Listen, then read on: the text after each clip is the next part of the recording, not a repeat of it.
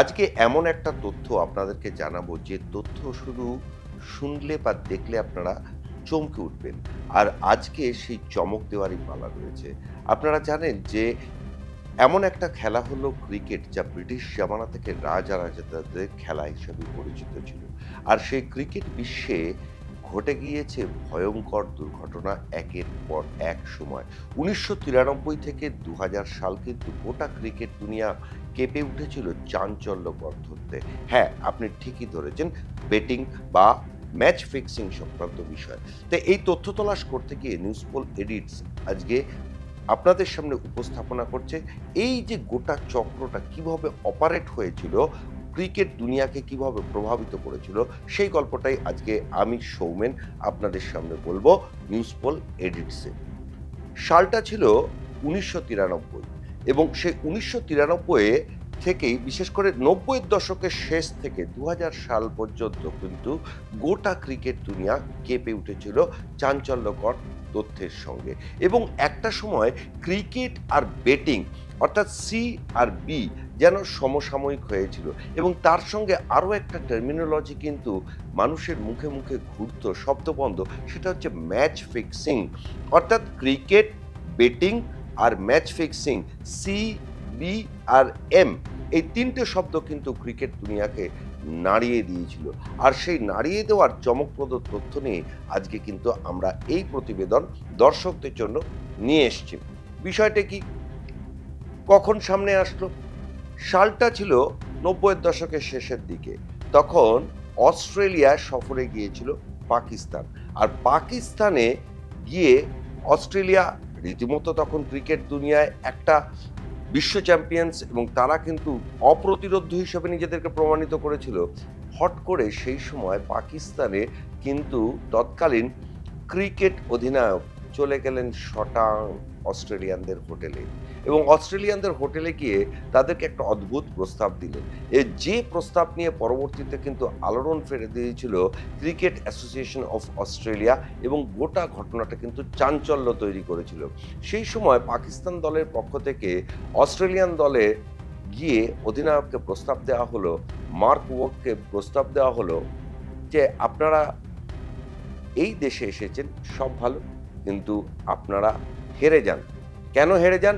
পাকিস্তানের মাটিতে যদি পাকিস্তান পরাজিত হয় তাহলে কিন্তু দেশের জনগণ পাকিস্তান টিমকে ক্ষমা করবে না। ভাবুন, গোটা দুনিয়া কিন্তু তখন জানতো না এইভাবেও ম্যাচ ফিক্সিং হয়।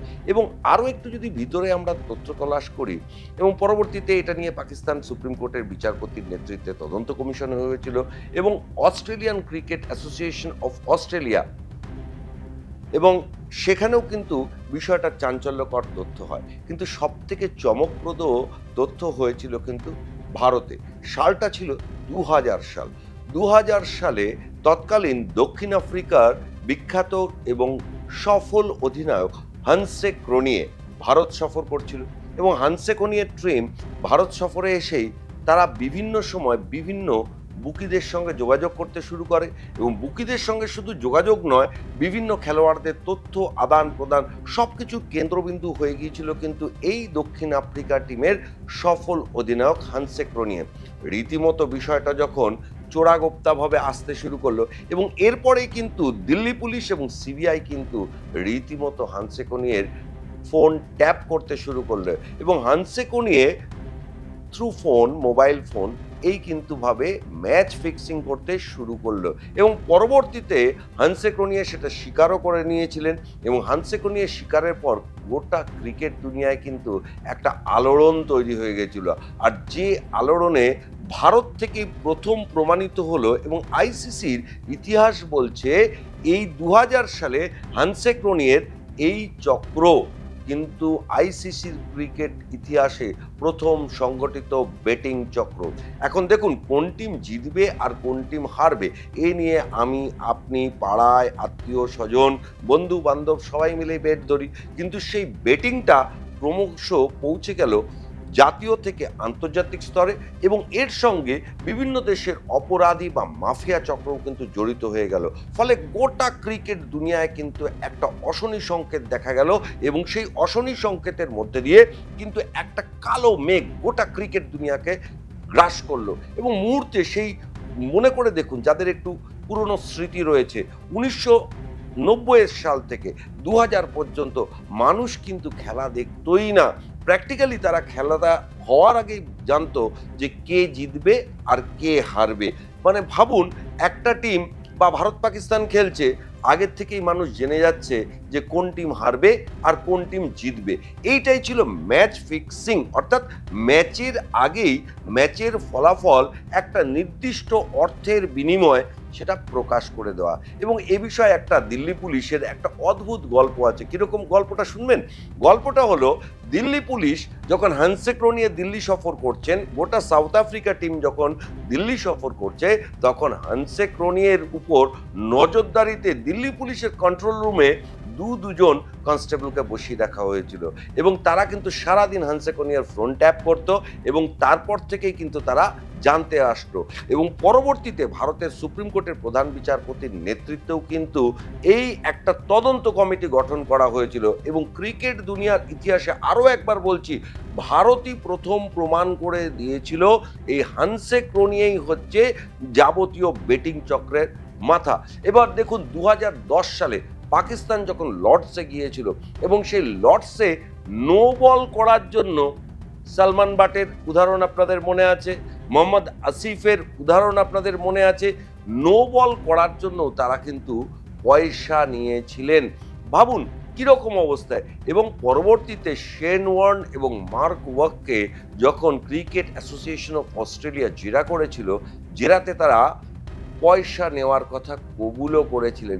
সব মিলিয়ে কিন্তু তখন কিন্তু ক্রিকেট দুনিয়া টালমাটাল পরিস্থিতি। আবার দেখুন আইপিএল 2013-তে রাজস্থান রয়্যালসকে নিষিদ্ধ করা হলো। চেন্নাই সুপার কিংস এবং রাজস্থান রয়্যালসকে ঘিরে যাবতীয় বিতর্ক একদম মানে প্রকাশ্যে চলে আসলো। রাতারাতি সংবাদ মাধ্যমের হেডলাইন এবং হেডলাইনের পর হেডলাইন, এবং এক একটা সংবাদ মাধ্যম তো এই বিষয়গুলোর উপর তাদের সিরিজ বের করতে শুরু করলো। ফলে গোটা দুনিয়া কিন্তু রীতিমতো চমকে গেল এবং ক্রিকেট বিশ্বে ভারতবর্ষই একমাত্র দেশ যারা প্রমাণ করে ছেড়েছিল যে এই বেটিং বা জুয়া এখন আর শুধুমাত্র স্থানীয় বা জাতীয় স্তরে নেই, এটা আন্তর্জাতিক স্তরে পৌঁছেছে এবং এর সঙ্গে বিভিন্ন দেশের মাফিয়া রাজেরও কিন্তু একটা সমন্বয়, একটা কোলাবোরেশন দেখা গিয়েছে। ফলে এটাকে অবিলম্বে নির্মূল করতে হবে এবং অবিলম্বে এর প্রতিষেধক প্রয়োজন। যার জন্য হলো কি, কেন এটা সংগঠিত অপরাধ বলা হয়েছিল, যে বুকিদের সঙ্গে খেলোয়াড়দের সরাসরি যোগাযোগ, তাদের সঙ্গে আর্থিক লেনদেন প্রমাণিত, ব্যাংক স্টেটমেন্টগুলোতে প্রমাণিত হয়েছে এবং বিভিন্ন দেশ একের পর এক কমিশন গঠন করে এটা নির্মূল করতে চাইছিল। ক্রিকেটকে কেন্দ্র করে যে আবেগ, যে উত্তেজনা, যে মানুষের ভালোবাসা রয়েছে, সেই ভালোবাসা কিন্তু সামান্য কয়েক ডলার বা কয়েক হাজার ডলারের বিনিময়ে কেড়ে নিয়েছিল কিছু সংখ্যক মানুষ, কিছু সংখ্যক অপরাধী, কিছু সংখ্যক দুষ্ট চক্র। এই দুষ্ট চক্রটা না ভাঙলে কিন্তু আর সেই ক্রিকেটকে তার রাজকীয় মর্যাদায় ফিরিয়ে দেওয়া যাচ্ছিল না। এবং এইটা যখন প্রমাণিত হলো, পাকিস্তান, অস্ট্রেলিয়া, সাউথ আফ্রিকা, এই বিভিন্ন দেশ ক্রিকেট দুনিয়াকে কিন্তু চাঞ্চল্যকর তথ্য এই দেশগুলো থেকে বেরিয়ে আসতে থাকলো যখন একের পর এক, তখনই কিন্তু বিভিন্ন দেশের পক্ষ থেকে এইটাকে কন্ট্রোল করার জন্য কিন্তু একটা কমিটি গঠন করা হলো।